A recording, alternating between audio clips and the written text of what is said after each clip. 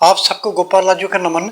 देखिए, क्या आपने देखा है कभी कि लाखों करोड़ों रुपए लगवाने के बाद भी अपने घर में, अपने भवन में, अपने दुकानों में, अपने और किसी वर्किंग प्लेस में शांति नहीं है, चैन नहीं है, मन उचाट होता है, बरकत नहीं है, बहुत सारे रोग हैं। यानी कि अनयूजुअल चीजें कुछ ऐसी जो बहुत सारी तो जो दृष्ट भी नहीं है और परेशान है लोग बाग। अब देखिए, फिर आदमी अपने भाग्य को भी कोसता है और फिर कोसता है वास्तु दोष को कि कहीं कोई वास्तु दोष तो नहीं है। अब देखिए, जहां वास्तु दोष की बातें आती हैं तो फिर बहुत सारी चीजें मिलती हैं और हर व्यक्ति, मैं समझता हूं कि अपनी जान में कोई कसर नहीं छोड़ता होगा अच्छे से अच्छा करने के लिए। मगर समस्या कहाँ आती है?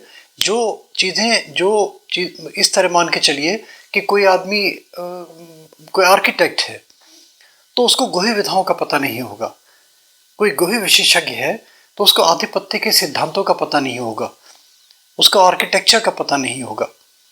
जो सत्कर्मी कर्मकांडी पंडित है उसको आर्किटेक्ट के बारे में नहीं पता होगा, उसको ये पता नहीं होगा कि पाइल फाउंडेशन कैसे करनी है, उसको ये पता नहीं होगा कि टर्माइट का ट्रीटमेंट कैसे करना है, उसको ये पता नहीं होगा कि सॉइल टेस्टिंग कैसे करनी है। तो सब चीज़ें हम प्रॉब्लम क्या आने लगती है कि एक इंसान हम हर चीज़ में मास्टर बन जाते हैं, तो वहीं अराजकता होने लगती है। और वास्तु के सिद्धांत जो हैं, जो आधिपत्य के सिद्धांत हैं, अगर वास्तु का परफेक्ट बेनिफिट लेना है तो फिर हर चीज़ को आपको क्लब करना पड़ेगा। यानी कि उसमें एस्ट्रोलॉजी भी जोड़नी पड़ेगी, उसमें न्यूमरोलॉजी भी जोड़नी पड़ेगी। उसके लिए आपको एक्सपर्ट एस्ट्रोलॉजर की, एक्सपर्ट कोई अकल्टिस्ट की ज़रूरत पड़ेगी। उसके बाद में फिर जो हमारे आर्किटेक्ट हैं वो आर्किटेक्चरल डिज़ाइन करके उसको कंफर्टेबल रूप देने के लिए एक आर्किटेक्ट को कांटेक्ट करना पड़ेगा। और पूजा पाठ के लिए और धर्म कर्म के कामों के लिए वास्तु पूजन है, वास्तु पूजन परफेक्ट हो उसके लिए आपको ऐसा पंडित देखना पड़ेगा जो कोई ज्ञानी ध्यानी हो, कोई निस्वार्थ काम करने वाला हो। और सबसे बड़ी चीज़, पंडित नाम से पंडित नहीं हो, पांडित्य से पंडित हो। तो सारी चीज़ें क्लब हो जाएंगी तो कहीं ना कहीं अच्छे रिजल्ट्स। और फिर देखिए, इसके बाद भी प्रॉब्लम्स आती हैं तो फिर जानती हैं कि भाग्य कर्म और पुरुषार्थ, इसके बिना कुछ नहीं मिलता। लाख प्रयास करने के बाद भी परेशान रहता आदमी, वो तो बिल्कुल डिफरेंट इशू हो जाएगा, फिर वो अध्यात्म वाली बातें आने लगती हैं। मगर एक चीज़ मैं आपको बताना चाहूँगा कि वास्तु दोष है अगर, तो देखिए इसके लिए कहा गया ना, वास्तु के पंच तत्वों का समावेश होना चाहिए। इसका उद्देश्य क्या होता है? देखिए, वास्तु का कि जो पॉजिटिव एनर्जी है, यानी कि जो दिव्यता है, जो दिव्य ऊर्जा है, जिसको बोले, उसको जो भी बोले आप, है ना, उसको कॉस्मिक, उसको एनर्जी बोलें, उसको आप दिव्य ऊर्जा बोलें, उसको आप कुछ भी, जो भी अपना नाम दे सकते हैं, घर में आए, घर में प्रवेश करे और प्रवेश करने के बाद में उसका रिटेंशन हो। हमारा क्या होता है कि हमें एनर्जी मिल रही है, मगर एनर्जी मिलती है, जैसी एनर्जी आ रही है, पॉजिटिव एनर्जी आ रही है, वैसी ड्रेन हो रही है, उसका रिटेंशन नहीं हो रहा। तो रिटेन होनी चाहिए। तो इसीलिए क्या होता है, देखिए, पूजा पाठ धर्म कर्म भी कर रहे हैं, उसके बाद में भी प्रॉब्लम्स आ रही हैं, तो वो सारी की सारी चीज़ें रिटेन नहीं हो रही। उसके लिए एक बहुत अच्छा उपाय, मैं आपको उसको एक करके भी दिखा देता हूँ। इसमें संभव नहीं हो पाएगा तो मैं आपको अलग से उसका एक बना के दिखा देता हूँ आपको। इसके लिए चाहिए क्या होंगे आपको? एक तो थोड़े से गोमती चक्र चाहिए होंगे। गोमती चक्र ईजिली अवेलेबल हैं, जो पूजा पाठ की दुकानें मिलती हैं, बहुत ज़्यादा महंगे भी नहीं है, मैं समझता हूँ। और फिर चाहिए होगा कोई सिद्ध धूने होते हैं, है ना, जहाँ पे चिरंतर काल से जो धूने चैतन्य हैं, उनकी भभूत, उनकी राख वो मिल जाए। और अगर वो नहीं मिलती है तो अपने बना लें आप, है ना, जो हवन करते हैं घर में, हवन की राख लेने। बहुत सारे ऐसे प्लेसेस जहाँ नियमित रूप से हवन होते रहते हैं, तो वो हवन की राख लेने। और बहुत सारे ऐसे लोग भी होते हैं जो राम नाम अंकित करते हैं पत्रों पे। तो राम नाम अंकित पत्र आपके पास हो, आपके किसी और परिजन के पास हो, राम के नाम लिखते हैं, शिव के नाम लिखते हैं, अपने अपने जो इष्ट हैं उनके नाम लिखते हैं, अपने गुरुजन, जो भी कुछ अपना तरीका है, तो पत्र जमा हो जाते हैं। तो वो पत्र अगर मिल जाए, और अगर कुछ भी नहीं संभव होता तो बहुत सारे लौंग ले लें और थोड़ा सा कपूर ले लें, उसको जला लें, उसकी ऐश बना लें, ये ऐश भी काम कर जाएगी। तो इन 2 3 4 चीज़ों से किस तरह करना है ये मैं आपको समझाता हूँ। देखिए, और एक शब्द ये ज़रूर कहूँगा कि ये जो कर रहे हैं आप, इसके बाद में आप ये ज़रूर कहेंगे, मैंने बताया ना, इसका जो वास्तु का जो परफेक्ट नियम जो है, वो सारे के सारे वो तो फॉलो करेंगे ही करेंगे। इसमें है क्या, जो हमारी दिव्य ऊर्जा है, जो हमारी पॉजिटिव एनर्जी है, वो हमारे घर में प्रवेश करे और प्रवेश करने के बाद में रिटेन हो, उसका रिटेंशन हो घर के अंदर, ड्रेन नहीं हो, और जो नेगेटिविटी है वो हमारे घर में प्रवेश ना करे। तो ये दो चीज़ें अगर कंट्रोल हो जाती हैं, दोनों में सामंजस्य बन जाता है ना, यानी कि हमारी जो नेगेटिविटी है वो तो बाहर ड्रेन हो जाए, और जो पॉजिटिव एनर्जी हमारे घर में आए, और घर में आने के बाद में रिटेन हो, उसका रिटेंशन हो, ताकि इसका मैक्सिमम बेनिफिट हम उठा सकें। चलिए देखिए, मैं आपको बता भी देता हूँ किस तरीके से करना है ये।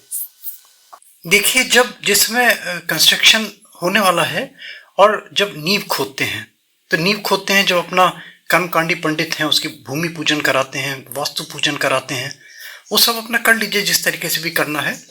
पंडित जी ही शुभ मुहूर्त बता देंगे कि नींव में किस समय क्या दबाया जाए। बहुत सारी चीज़ें दबाने वाली होती हैं, है ना। मैंने इसके वीडियोस भी दिए हैं, आप देख भी सकते हैं। मैंने जो तरीका बताया ये वाला मुझे बड़ा अच्छा लगा, जिसको मैंने बताया, जिन्होंने छोटे छोटे कंस्ट्रक्शन, छोटी छोटी दुकानें बनाई और मल्टी स्टोरी बिल्डिंग भी बनाई, उन्होंने भी किए। अंतर इतना है कि वहाँ कम मटेरियल लगा, और जो बड़े बड़े हैं तो वहाँ बहुत ज़्यादा सामग्री लगानी पड़ी। जैसे देखिए, ये गोमती चक्र देखिए दिखाई दे रहे हैं, ये लेने हैं। और ये मेरे पास तो ये हमारा काली मठ का धूना है, 5000 वर्ष से चैतन्य वहाँ का धूना, ये मैंने ऐश ली हुई है। अब करना क्या है, देखिए मैंने एक रफ सा डिज़ाइन बना दिया, एक ऐसे ही रफ सा डिज़ाइन बना दिया, कोई किसी मकान का नहीं है। इनके चारों तरफ आप देख लीजिए, है ना, एक गोमती चक्र ये ले लीजिए, मिल जाएंगे आपको। और इसको किस तरह करना है, पहले तो ये ऐश आप थोड़ी थोड़ी भभूत जो है ये चारों तरफ कोने में आप डाल दीजिए, जहाँ जहाँ आपको करनी है। और 4-4, 8-8 अंगुल के डिस्टेंस से ये गोमती चक्र बिठाने हैं। और अगर मान लीजिए आपके राम नाम पत्र हैं और लेखन पत्र हैं वो करने हैं, तो वो फिर उस तरीके से कर लीजिए।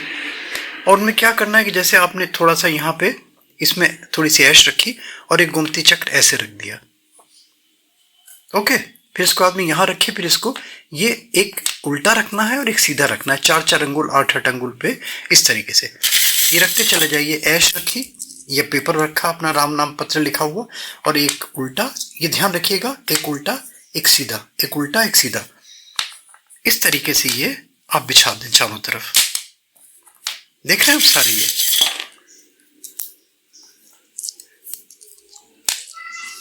एक फेस डाउन करके और एक फेस अप करके, इस तरीके से कि चारों तरफ आपके बिछ जाएंगे इस तरीके से। अब इसमें क्या है, देखिए ये तो मैंने बिछा दिया रफली, जैसे ये एक मैं जस्ट बताने के लिए बता रहा हूँ आपको, है ना। अब इसमें जैसे मान लीजिए बहुत सारी खिड़कियाँ हैं, जैसी खिड़कियाँ हैं ये, तो वो ऑब्वियसली वो 2.5-3 फीट 4 फीट ऊपर होंगी, या वेंटिलेटर्स हैं वो ऊपर होंगे, यानी कि जहाँ जहाँ हवा आने का, जहाँ जहाँ प्रकाश आने का आपका रास्ता है ना। जैसे डोर है मान लीजिए, तो जैसे ये खिड़की है मान लीजिए, फॉर एग्जांपल मैंने एग्जांपल बनाई, तो यहाँ छोटे छोटे गोमती चक्र मिलते हैं, यहाँ पे छोटे छोटे गोमती चक्र ऐसे रख दीजिए। यानी कि जो जो आपके प्रवेश का स्थान है वहाँ वहाँ आप ये गोमती चक्र चारों तरफ, अगर खिड़कियाँ हैं, आपके वेंटिलेटर्स हैं, आपके डोर्स हैं, बाहर आउटर साइड में प्लिंथ के बाहर इस तरह बिठा दीजिए आप सारे। और बस उसके बाद में फिर कंस्ट्रक्शन उसको बोल दीजिए, अपने कंस्ट्रक्शन अपना जो स्टार्ट कर दे। इस तरीके से दबे रहेंगे, और ये जो हैं ये नेगेटिव ऊर्जा को अंदर नहीं आने देंगे, और जो पॉजिटिव एनर्जी है, जो आपकी दिव्य ऊर्जा है, वो घर में प्रवेश करेगी, और प्रवेश करने के बाद में उसका रिटेंशन होगा, बाहर ड्रेन नहीं होगी। मैं समझता हूँ कि वास्तु दोष दूर करने के लिए ये बहुत अच्छा उपक्रम सिद्ध होगा आपका, सस्ता, सरल। और फिर इसके बाद में अगर जाना है तो देखिए कोई लिमिट नहीं है, बहुत सारी चीज़ें हैं जहाँ पे बहुत सारे दोष होते हैं, तो फिर वहाँ पे चांदी के तार, तांबे के तार और लोहे के तार लगवाए जाते हैं, उनका प्रॉपर तरीका है। एक वीडियो में एक ही चीज़ बताई जा सकती है, ये सरल सा, चाहे छोटी बिल्डिंग है, छोटा आपका भवन है, बड़ा भवन है, कुछ भी है, बस ये है कि अगर बड़ा भवन है तो ऑब्वियसली ज़्यादा लगेंगे आपको, ये मैंने समझा दिया, करिए। अब देखिए अच्छा लगेगा।